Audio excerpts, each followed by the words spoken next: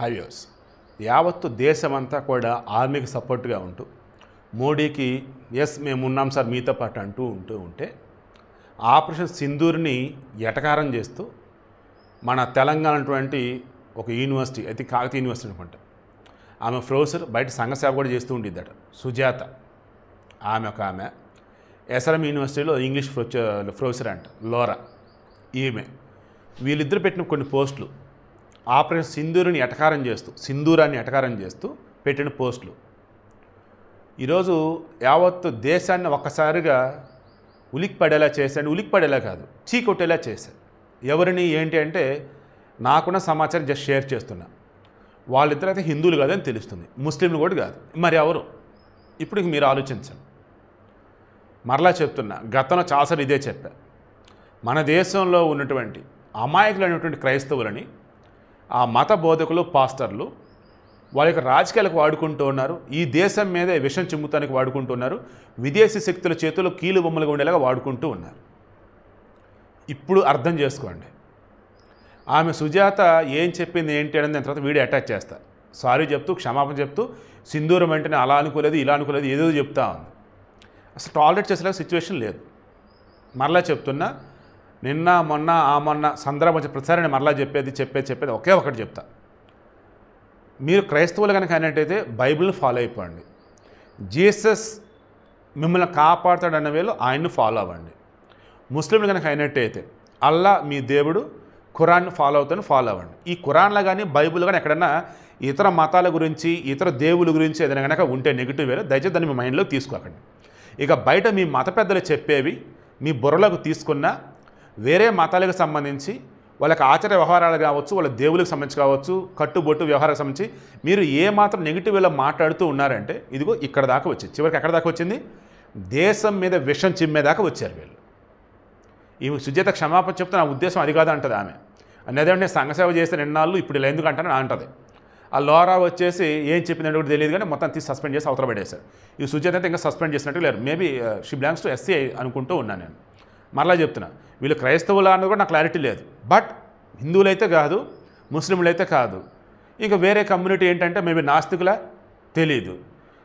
ఆయన మరి మీరెందుకు ఈ వీడియోస్నా మీరు అంటారేమో. మరలా చెప్తున్నా, ఎవరైతే హిందూ మతం మీద విద్వేషాలను వెళ్ళగక్కుతూ ఉన్నారో, ఎవరైతే ఈ దేశంలో బీజేపీ హయాంలో మోడీ హయాంలో జరిగేవాడి మీద విషయం కక్కుతూ ఉన్నారో వాళ్ళైతే హిందువులుగా అయితే ఉండటం వల్ల హిందువులుగా ఉన్న క్రాస్ చెక్ చేసుకుని పద్ధతిగానే ఉంటున్నారు.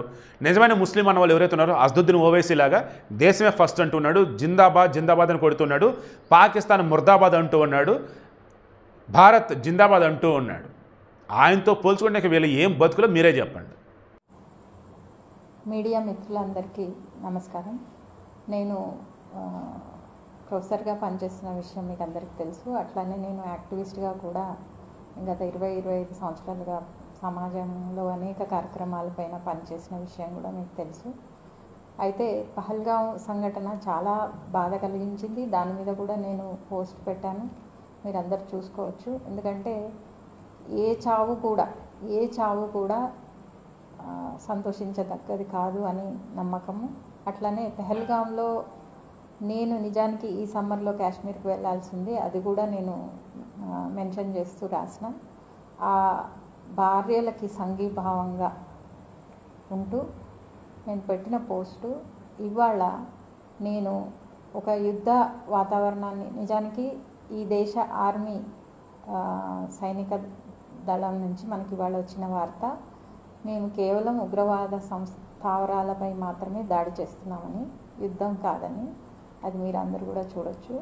అయితే యుద్ధం వస్తుందనే భయంతో ఆ యుద్ధ వాతావరణంలో నేను చిన్నపిల్లలతో పనిచేస్తాను, మహిళా కార్యకర్తను కూడా హక్కుల కోసం. ఆ భయంతో రాసిన కామెంట్ని చాలా ఈ దేశ భద్రతకి వ్యతిరేకంగానని, తర్వాత ప్రభుత్వానికి వ్యతిరేకంగాని, తర్వాత కొన్ని మతాలకు వ్యతిరేకంగాని వస్తున్న విషయం చూస్తే చాలా బాధ అనిపిస్తుంది. నిజానికి నా పోస్ట్ కనుక అట్లా ఉంటే మీకు అందరికీ క్షమాపణ చెప్తున్నాను. అందుకే ఈ సమావేశం.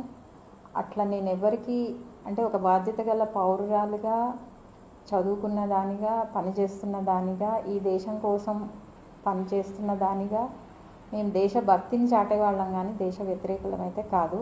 నేను ఏ సంఘంలో కానీ ఏ పార్టీలో కానీ నాకు సభ్యత్వం లేదు. కేవలం సమాజం పట్ల ఉన్న అవగాహన, అనుభవంతో మాత్రమే రాసింది. అది మీరందరూ అర్థం చేసుకోవాలని కోరుకుంటున్నా. ఈ కొన్ని సందర్భాలలో కొంత విషయం మాట్లాడకూడదు, దాని గురించి రాయకూడదు అన్న విషయం ఇవాళనే నాకు అర్థమైంది. ఎందుకంటే నేను మామూలుగా కామెంట్ చేస్తుంటా కాబట్టి ఆ కామెంట్లో భాగంగా తీసుకోవాల్సిందిగా మిమ్మల్ని కోరుతున్నాను. అట్లానే ఇవాళ పోస్ట్ని మీరందరూ చూస్తే చాలామంది వైరల్ చేశారు. నిజమే, నేను తప్పు చేసినాను మీరు భావించవచ్చు. కానీ మీరు మాట్లాడే భాష, లాంగ్వేజ్ ఒకసారిగా ఈ మీడియా మిత్రులందరూ కూడా చూడాలని నేను కోరుకుంటున్నా. ఎందుకనంటే ఈ దేశాన్ని ప్రేమించే వాళ్ళు ఎవరు కూడా ఈ దేశ మహిళలని అంతగా కించపరచరు. నేను అంత చెడ్డదాన్నని కూడా నేను అనుకోవట్లేదు. ఎందుకంటే నేను తెలిసిన వాళ్ళు, నా రచనలు తెలిసిన వాళ్ళు, నేను ఈ ఉమెన్స్ కమిషన్ మెంబర్గా ఢిల్లీలో ఎక్స్పర్ట్ కమిటీ మెంబర్గా ఉన్నా, ఇప్పుడు కూడా విద్యాశాఖ కమిషనర్గా ఉన్నా, అనేక హోదాలపైన పనిచేసిన.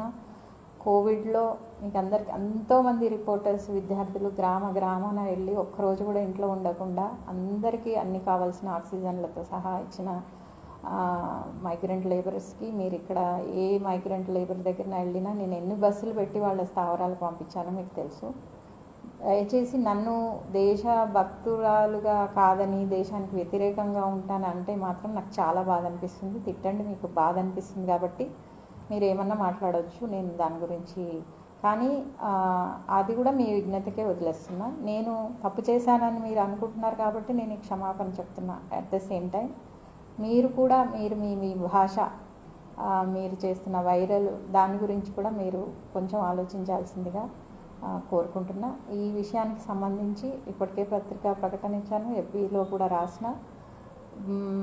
పరిశోధనలు చేస్తాము. భారతదేశాన్ని అనేక దేశాల్లో నేను రిప్రజెంట్ చేసిన, అంతర్జాతీయ ఐక్యరాజ్య సమితిలో మానవ హక్కుల మీద నేను శిక్షణ పొందిన, జెనీవాలో, అమెరికాలో, బయట దేశాల్లో. కాబట్టి యుద్ధ వాతావరణంని చూసి, యుద్ధం తర్వాత వారికి కలిగే నష్టాలను చూసిన భయ ఆందోళనతో చేసిన కామెంటే తప్పితే ఈ దేశ ప్రధాని గురించి కానీ, ఆర్మీ గురించి కానీ, ఆర్మీ తీసుకుంటున్న చర్యల గురించి కానీ కించపరచడం, అవమానపరచడం ఎట్టి పరిస్థితిలో కాదని మరీ చెప్తున్నాను. మేడం, అయితే మీరు ఒక ప్రొఫెసర్ అండి, దీని గురించి కామెంట్ చేయదని హైకోర్టు ప్లస్ మన రాష్ట్ర ముఖ్యమంత్రి కూడా అది అయిన 23rd రోజు డిక్లేర్ చేశారు. మీరు ఒక ప్రొఫెసర్ నుండి ఈ కామెంట్ చేయడానికి మీరు ఎలా సమర్థించుకుంటారు? నేను యాక్చువల్గా నేను ఇంత పెద్దగా ఇది ఒక పెద్ద వార్తగా అవుతుందని కూడా నేను అస్సలు ఊహించలేదు. నిజానికి నేను చేసిన చిన్న ఒక వాక్యం, మొత్తం కలిపితే ఒక వాక్యం, అది పెద్ద ఎస్ఏ రైటింగ్ కాదు, ప్లస్ ఏదో 4-5 పేరాగ్రాఫులు కాదు, ఏది కాదు. నేను ఏమనుకున్నానంటే యుద్ధం వస్తే జరిగే నష్టం ఆ ఆడవాళ్ళ దృష్టిలో. పొద్దున ఒక ఇన్స్టాగ్రామ్లో ఉక్రెయిన్ యుద్ధంలో ఒక చిన్న పిల్లాడు ఇంకో చిన్న పిల్లాడిని పట్టుకొని పోతున్నది, మీకు కావాలంటే ఇప్పుడు చూపిస్తాను మీకు. అది చూడగానే చాలా బాధ అనిపించింది. దాని మీద నేను స్పందించిన తప్పితే దీన్ని కామెంట్స్ చేయొద్దనంటే నేను భారతదేశానికి యుద్ధం ఆపేయండి అంటే ఆపేసేంత పెద్ద మనిషిని కాను. అట్లా అని చెప్పి నేను వ్యతిరేకత కాదు అని మళ్ళీ చెప్తున్నాను. నేను ఒక బాధతో రాసిన ఒక పోస్ట్ని దేశ భద్రతకి వ్యతిరేకంగా, చర్యలకు వ్యతిరేకంగా అంటున్నారనే బాధతోటే మళ్ళీ ఈ మీడియా సమావేశం పెడుతున్నా తప్పితే ఎట్టి పరిస్థితుల్లో ముఖ్యంగా మేము ఒక గవర్నమెంట్ ఎంప్లాయీస్గా ఉండి ప్రభుత్వం అంటే తెలుసు, ప్రభుత్వ అనేక హోదాల్లో పనిచేసే వాళ్ళ గురించి తెలుసు. మేము మా కామెంట్స్ కూడా మాకు ఏ పరిధిలో ఉండాలో తెలుసు తప్పితే దాన్ని పూర్తిగా వక్రీకరించినట్టుగా అర్థం చేసుకున్నారేమో అని, లేకపోతే నేనే అట్లా అర్థమయ్యేటట్టు రాసినానేమో అనే దాంట్లో ఉండి మళ్ళీ ఇప్పుడు నేను మీకు ఒక పత్రికా ప్రకటన కూడా ఇచ్చిన, ఈ సమావేశం పెడుతున్నా, ఎఫ్బీలో కూడా అప్డేట్ చేసిన. నన్ను ఈ దేశ పౌరురాలుగా గుర్తించాలని, మీ సోదరిమణులుగా గుర్తించాలని, వీళ్ళు తప్పు చేస్తే క్షమించాల్సిందిగా కోరుతున్నాను. पाकिस्तान मुर्दाबाद, पाकिस्तान मुर्दाबाद, भारत जिंदाबाद, भारत जिंदाबाद।